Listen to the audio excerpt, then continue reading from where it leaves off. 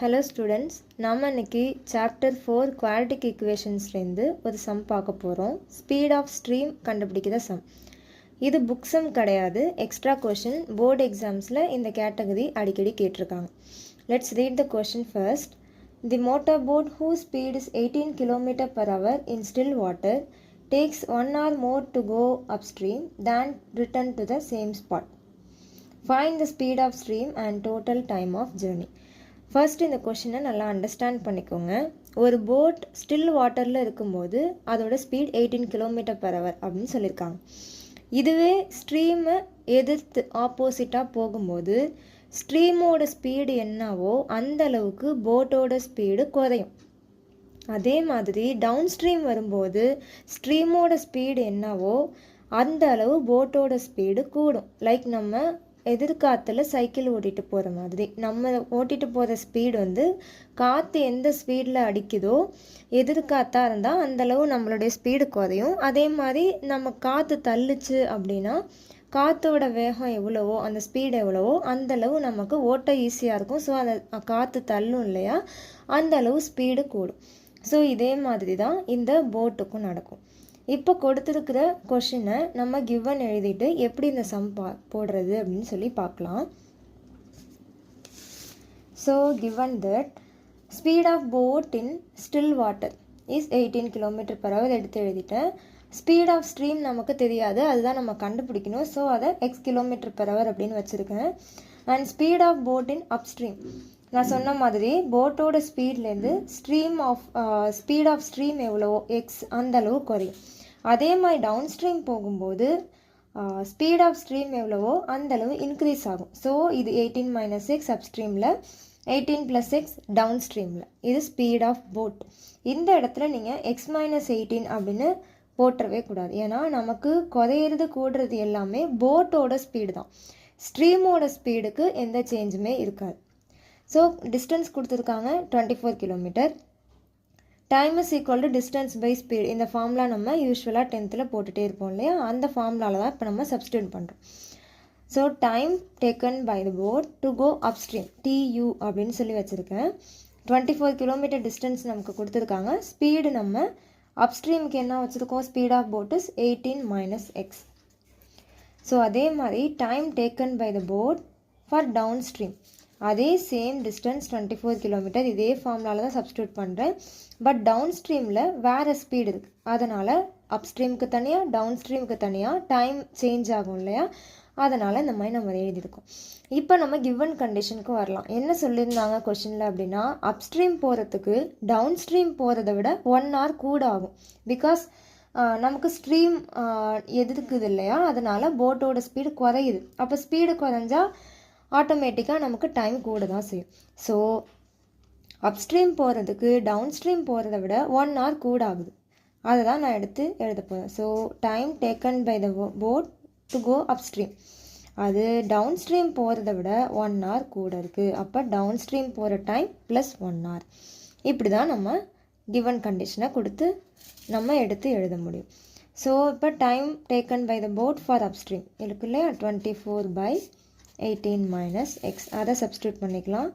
அதே மாதிரி for time for downstream is 24/18 + x and +1. இதுதான் கிவன் கண்டிஷன். நவ் கான்ஸ்டன்ட்டில் இங்கே முன்னாடி ப்ளஸ் இருக்குது. ஸோ இந்த ஃபேக்டரை நான் லெஃப்ட் ஹேண்ட் சைட் கொண்டு வரேன். 24/18 - x -24/18 + x is equal to 1. இந்த சைடு தான் இருக்குது. ஸோ இங்கே ரெண்டுத்துலேயுமே 24 இருக்குது நியூமரேட்டரில். காமனாக நம்ம 24 வெளில எடுத்துட்டோன்னா 1/18 - x -1/18 + x is equal to 1. So 24 into இதை நான் கிராஸ் மல்டிப்ளை பண்ணுறேன். 18 + x, நடுவில் இங்கே மைனஸ் இருக்குது, ஸோ ப்ராக்கெட் ஓப்பன் பண்ணிக்கோங்க. 18 - x டிவைடட் பை இது a - b into a + b அந்த ஃபார்மேட்டில் இருக்கிறதுனால நான் a² - b² அந்த ஃபார்முலா யூஸ் பண்ணி எழுதிக்கிறேன். ஸோ 24 இன்ட்டு 18 + x, இந்த மைனஸை உள்ளே கொண்டு போனால் -18 - ப்ளஸ் ஆகிடும். So +x divided by 18 square is 324 minus x square. Is equal to 1. இப்போ 18 ஒன்று ப்ளஸில் இருக்குது, ஒன்று மைனஸில் இருக்குது. ஸோ கேன்சல் அவுட் பண்ணிடுறேன். மேலே 24 இருக்குது, இங்கே ஒரு எக்ஸ், இங்கே ஒரு எக்ஸ் இருக்குது. So X plus X will be 2x divided by 324 minus x square is equal to 1. Next இந்த டேர்ம் டினாமினேட்டர் இருக்குல்ல, இது அப்படியே அங்கே போகும். இது மல்டிப்ளை ஆனால் 48x is equal to 324 minus x square. இப்போ நமக்கு குவாட்ரட்டிக் ஈக்குவேஷனில் எக்ஸ் ஸ்கொயருக்கு முன்னாடி மைனஸ் இருக்கக்கூடாது. ஸோ இந்த டேர்ம் அப்படியே நான் லெஃப்ட் ஹேண்ட் சைடு கொண்டு வரேன். அப்போ எக்ஸ் ஸ்கொயர் ப்ளஸ் ஆகிடும். இங்கே 48x இருக்குது, 324 இங்கே வந்தால் மைனஸ் ஆகிடும். Minus 324 is equal to 0. So இதுதான் நம்மளுடைய குவாட்ரட்டிக் ஈக்குவேஷன். இதுக்கப்புறம் நம்ம ஸ்பீட் ஆஃப் ஸ்ட்ரீம் தான் எக்ஸ்ன்னு வச்சுருக்கோம் இல்லையா, அந்த எக்ஸ் கண்டுபிடிக்கிறதுக்கு இந்த குவாட்ரட்டிக் ஈக்குவேஷனை நம்ம ஃபேக்டரைஸ் பண்ணணும். So using the formula x equal to minus b plus or minus root of b square minus 4ac by 2a. So இதில் a x square coefficient 1, b x ஓட coefficient 48 and c constant minus 324. Including symbols கரெக்டாக நீங்கள் பார்த்து எழுதிட்டிங்கன்னா தப்பு வராது. So minus b minus 48 plus or minus root of b square 48 square minus 4a1 c minus 324 by 2a, 2 into 1. So minus 48 plus or minus 48 square is 2304.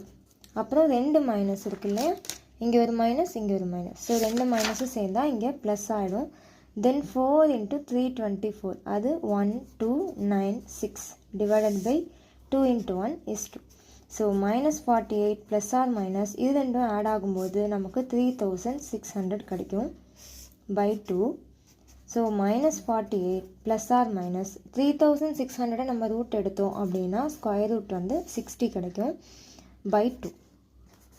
இப்போ நமக்கு x இங்கே ரெண்டா பிரியும். minus 48 plus 60 by 2 and another is x equal to minus 48 minus 60 by 2.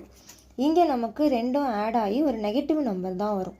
And speed of stream நெகட்டிவாக இருக்கிறதுக்கு chance இல்லை. So இந்த வேல்யூவை நம்ம இக்னோர் பண்ணிக்கலாம், இந்த வேல்யூவை மட்டும் நம்ம எடுத்துக்கலாம். So x is equal to 12 by 2. Different sign subtract பண்ணி பெரிய நம்பர் சிம்பிள். ஸோ சப்ட்ராக்ட் பண்ணால் 12. So x is equal to 12 by 2 is 6. அப்போ எக்ஸோட வேல்யூ என்ன அப்படின்னா 6. நம்ம எக்ஸ் என்னன்னு வச்சுருந்தோம், speed of stream. So speed of stream will be 6 km/h. And நமக்கு கொஷினில் இன்னொன்று கேட்டிருந்தாங்க, டோட்டல் டைம் ஆஃப் ஜேர்னி கேட்டிருந்தாங்க. நம்ம அதையும் கண்டுபிடிக்கணும். What is the total time? Upstream போகிறதுக்கு ஆன டைம் ப்ளஸ் டவுன் ஸ்ட்ரீம் போகிறதுக்கு ஆன டைம், இதுதானே டோட்டல் டைம். ஸோ நம்ம என்ன வச்சுருந்தோம், அப்ஸ்ட்ரீமுக்கு 24 by 18 minus x plus 24 by 18 plus X. இதுதான் நம்ம இனிஷியலாக அப்ஸ்ட்ரீமோட டைம் அண்ட் டவுன் ஸ்ட்ரீமோட டைம் அப்படின்னு வச்சுருந்தோம். ஸோ எக்ஸோட வேல்யூ 6 அப்படின்னு கண்டுபிடிச்சிருக்கோம் இல்லையா, அதை கொண்டு வந்து இதில் நம்ம சப்ஸ்டியூட் பண்ணோன்னா நமக்கு டோட்டல் டைம் கிடச்சிரும். அப்போ 24 by 18 minus 6 plus 24 by 18 plus 6 is equal to 24 by 12 கிடைக்கும் இங்கே plus 24 by 24. 24 by 12 is 2 and 24 by 24 is 1. So 3 hours கிடைக்கும். இங்கே நமக்கு எல்லாமே கிலோமீட்டர் per hour அப்படின்னு கொடுத்துருந்தனால நமக்கு ஃபைனலாக கிடைக்கிற ஆன்சரும் ஹவர்ஸில் தான் கிடைக்கும். So total time of journey is 3 hours.